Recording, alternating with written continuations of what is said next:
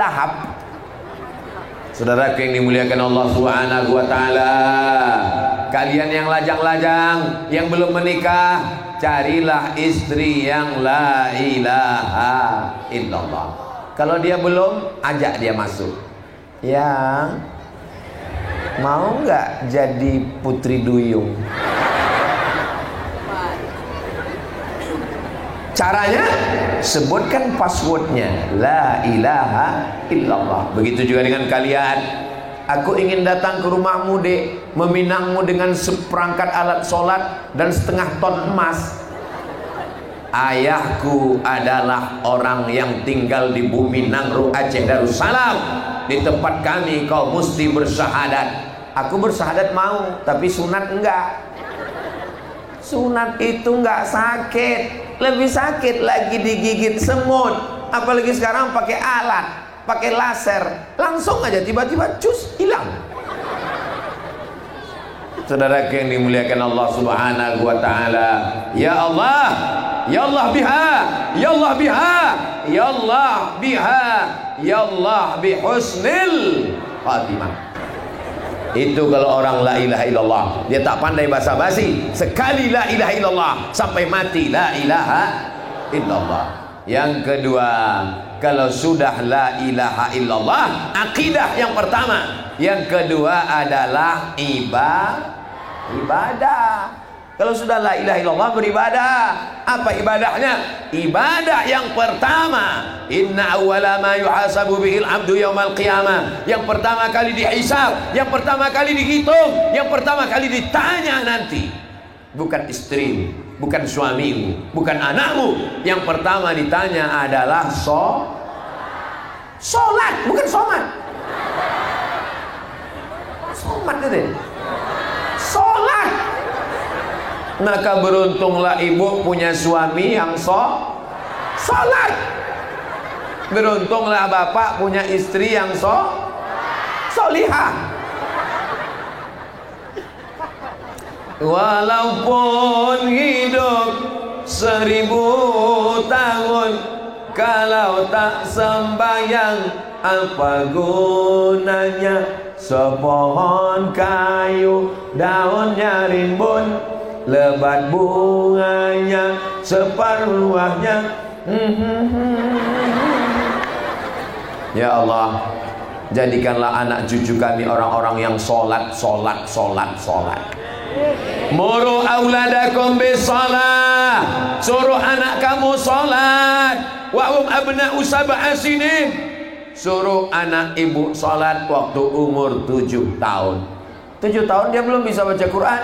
Bagaimana dia menghafal Al-Fatihah? Bagaimana dia menghafal Qul Huwallah?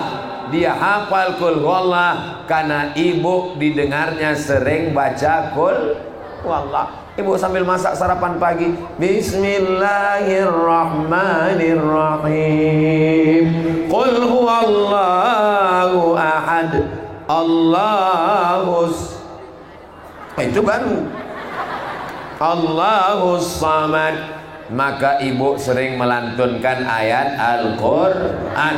Bapak didengarnya di rumah. Sering kau tengok ayah kau sholat di rumah? Ayah saya nggak pernah sholat di rumah Pak Ustadz. Itu yang betul. Karena laki-laki sholatnya di masjid. Laki-laki sholat di masjid, perempuan sholat di rumah. Laki-laki yang soleh sholat di masjid. Kalau ada laki-laki yang sholat di rumah, itu laki-laki yang solihah. Kenapa ini pengajian tidak buat di masjid? Kenapa tidak dimasukkan ke dalam masjid? Sekarang saya baru tahu rahasianya. Kenapa tidak masuk masjid? Karena masjid tidak muat. Mana muat masjid? Ini kalau sampai masuk semua meletup masjid nih, meledak. Itu maka dibuat di tanah lapang. Jadi nanti kalau ada yang bertanya, apa ini Abdul Somad? Ceramahnya di tanah lapang, tidak ada orang dalam masjid. Makanya kau tengok betul-betul bodoh. Bukan orang itu tidak ke masjid, masjid itu tidak sanggup. Maka masjid hilang konsen saya tengok balon lepas.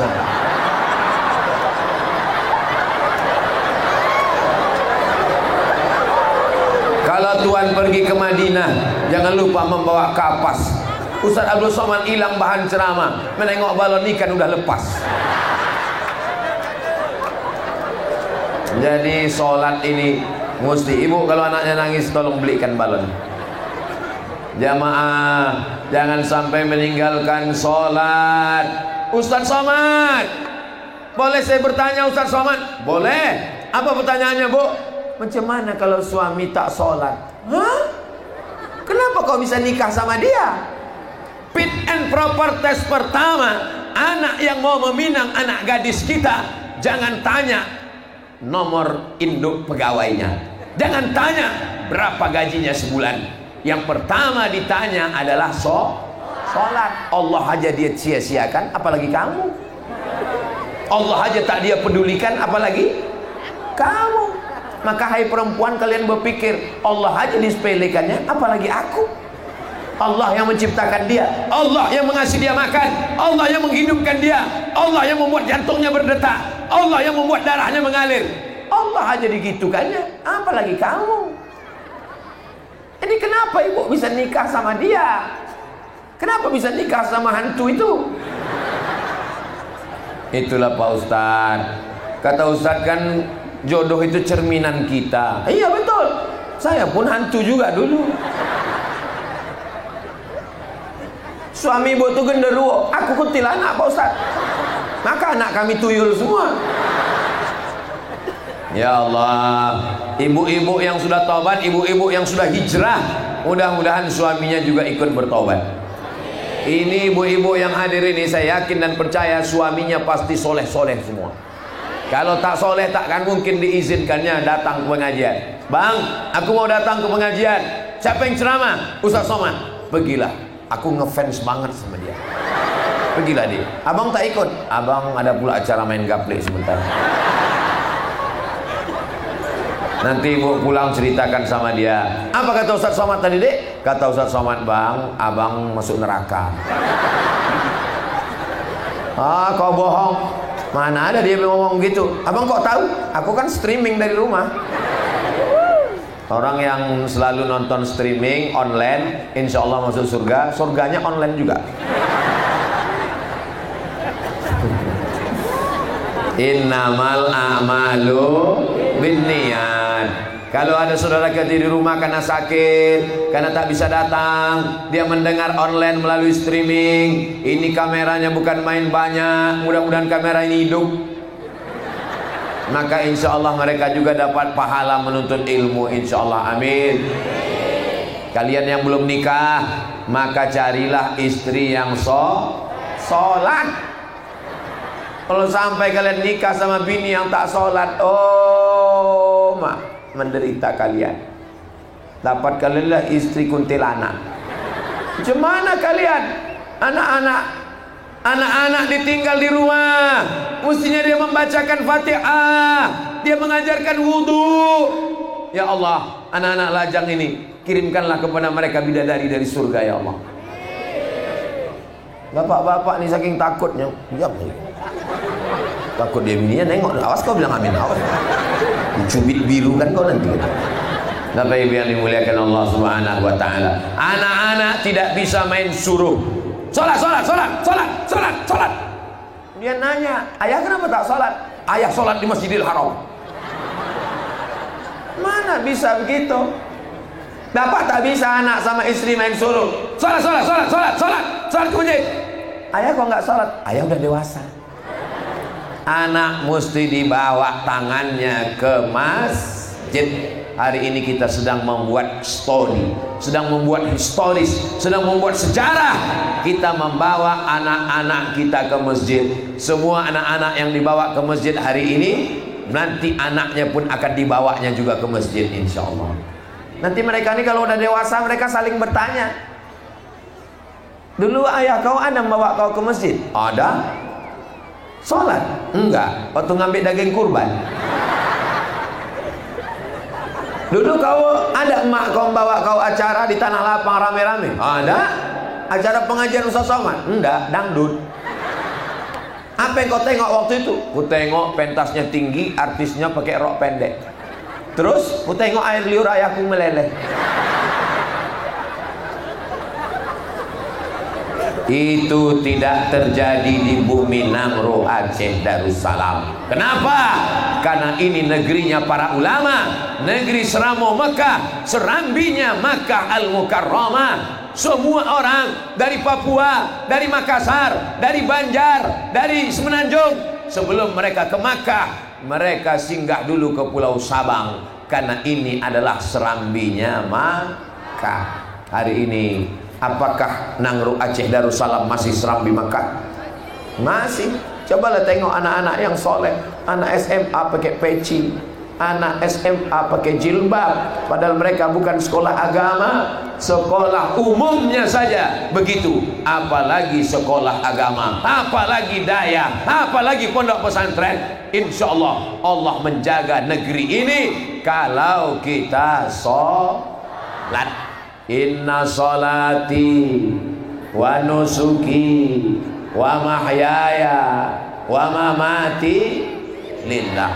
Ini masjid cantik luar biasa, kacanya Masya Allah macam akuarium. Ini kampung ini aman, tak ada pencuri.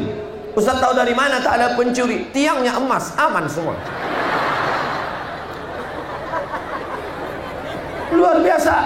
Di tempat lain saya selalu diminta, Ustaz Somad tolong penggalangan dana untuk pembangunan masjid. Masjid sudah siap, malah tak ditempati. Kenapa? Karena tak muat jamaahnya. Di tempat lain lebih banyak tiang daripada jamaah. Dia yang azan, dia yang iqamat, dia yang imam, dia yang makmum. Usolli fardhu subhi rak'ataini adaan imaman. Padahal tak ada makmumnya. Kenapa imaman? Ya mungkin nanti makmumnya datang menyusul. Allahu Akbar. Bismillahirrahmanirrahim. Sengaja dipanjangkan biar supaya makmum cepat bangun. Alhamdulillahi rabbil alamin. Ar-Rahmanir-Rahim, Maliki Yaumiddin, Iyyaka na'budu wa iyyaka nasta'in, Ihdinas siratal mustaqim, siratal ladzina an'amta 'alaihim, ghairil maghdubi 'alaihim waladdallin. Terdengar suara amin, tapi pas ditengok di belakang tak ada makmum. Rupanya makmumnya jin semua. Itu tidak terjadi di kampung kita, karena ini adalah orang-orang yang menjaga sholatnya. Ustaz tahu dari mana? Saya husnuzon aja. Bagaimana kalau ternyata besok subuh masjidnya besar, tidak ada yang berjamaah Pak Ustaz? Kalau sampai masjid ini ramai, bangunannya megah, tapi tak ada orang sholat subuh berjamaah, istahwazat alaihimus syayatin, satu kampung ini diganggu setan. RT-nya kesetanan, RW-nya kesetanan, kadesnya kesetanan, kadusnya kesetanan. Camat tak usah sebut, ada orangnya. Maka kita jaga supaya jangan sampai kesetanan. Kenapa suami saya ini kesetanan? Kenapa bini saya ini kesetanan? Gara-gara membiarkan masjid surau langgar musola, ditinggalkan tidak ada sholat berjamaah. Siap jaga sholat berjamaah? Allahu Akbar. Ibu suruh anaknya belikan kain kecil supaya anaknya semangat. Mama belikan apa tadi dari pasar? Ini ada yang kecil nak. Apa kecil? Kain sarung kecil. Rajinlah dia pakai sarung, pergilah dia ke masjid. Tapi ayahnya pula tak ke masjid Pak Ustaz. Belikan juga sarung kecil. Kalau ayahnya tak ke masjid, jangan belikan sarung kecil. Belikan apa Pak Ustaz? Kain kapan. Jadi ingat dia akan mati.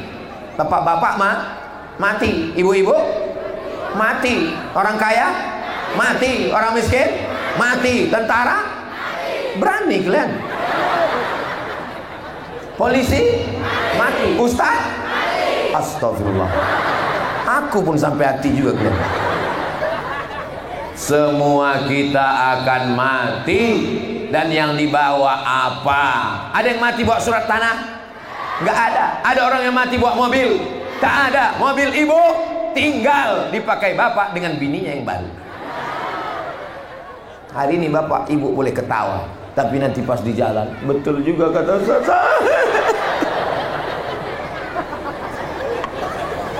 Yang setia menemani kita hanyalah sholat. Somat juga lagi.